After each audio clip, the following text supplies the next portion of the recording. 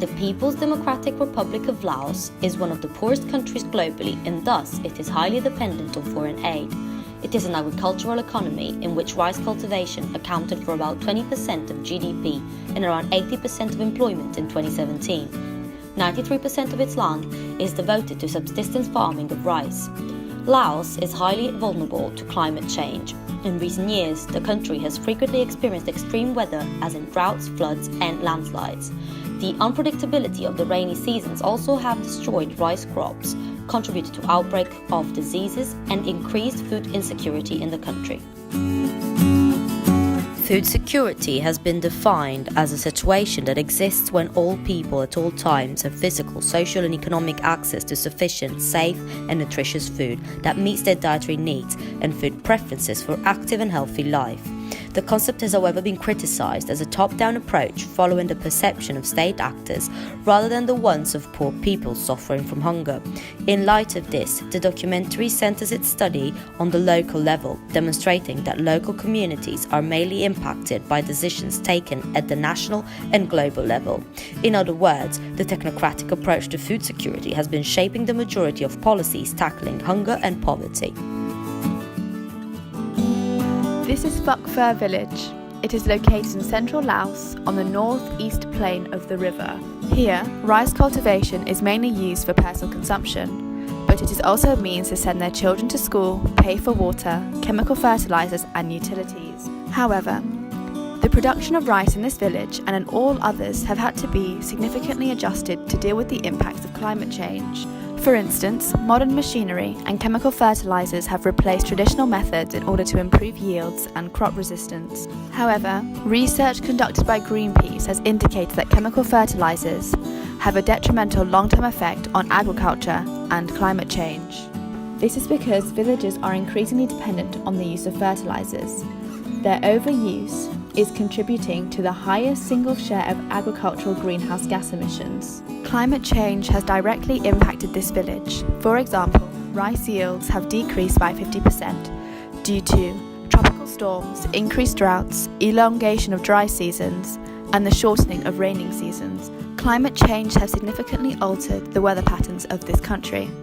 Farmer Vrong Vey from Phuoc Phir stated in 2015 that this year the village has flooded 3 times, when it normally used to flood once every 3 years. The water level rises at different times of the year and more quickly than it used to. In the past, it always started raining in June and ended in October. That has now changed. The rains are heavier and changing.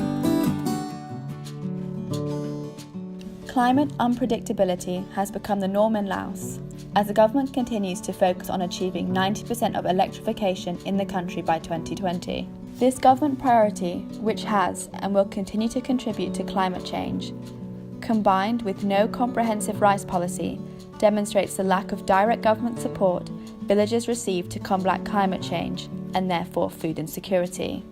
Even though 90% of the population has been affected by natural disasters due to climate change in the past 30 years. The government has ratified international environmental treaties such as the United Nations Framework Convention on Climate Change, the Kyoto Protocol, and the Paris Agreement. However, policies suggest that the government are trying to target the impact of climate change, such as food insecurity, instead of combating climate change directly. For example, the government is attempting to implement reforms which are aimed at reducing individual poverty and food insecurity by fostering commercial production and rural development. In terms of rectifying decreasing rice yields, the government are providing support through subsidizing irrigation systems through 2 measures. Firstly, there is a direct input subsidy through reduced tariffs on electricity for irrigation. Secondly, the government is offering a full subsidy to cover the costs of development of the irrigation system in villages. However, many villages have not received these subsidies. The construction of dams are another prime example of the government not prioritizing the mitigation of climate change, as their pursuit of economic growth through the generation of electricity is their dominating objective. Not only does the construction of dams further contribute to climate change, but it also has a direct impact on water levels and the nutrients needed for rice production. The Xayaburi Dam, for example, has led to the resettlement of 21,000 people. This has resulted in food insecurity for these resettled people, as they have no right to land, no way to produce rice, and in these areas they face very little government support. By the government not directly combating climate change, this will result in an ever-decreasing rice yield and therefore food insecurity. International actors such as the European Union and the United Nations have been involved in developing policies and strategies against climate change to mitigate disasters and food insecurity issues in Laos. According to the United Nations, between the period 1990 to 2015, Laos suffered 11 big storms and floods.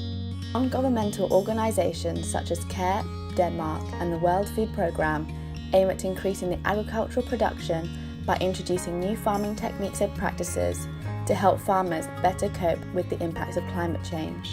International organisations have found it very difficult to reach villages across the country due to rural spread and the lack of dialogue between government, civil society groups and villagers. In addition, less than 1/3 of the non-profit organisations in Laos are permitted to operate nationally. For example, Oxfam has tried to voice the opinion of Laotian citizens in decision-making processes, but has led to little success. China and Thailand have also contributed to food insecurity in Laos through the financing and construction of dams in the country. Overall, it is clear that climate change poses a significant threat to food security in Laos, specifically rice farming. With rice serving as a staple food in the country and also as the form of capital to over 80% of Laotians, it is important that measures are taken to address this issue both regionally and globally.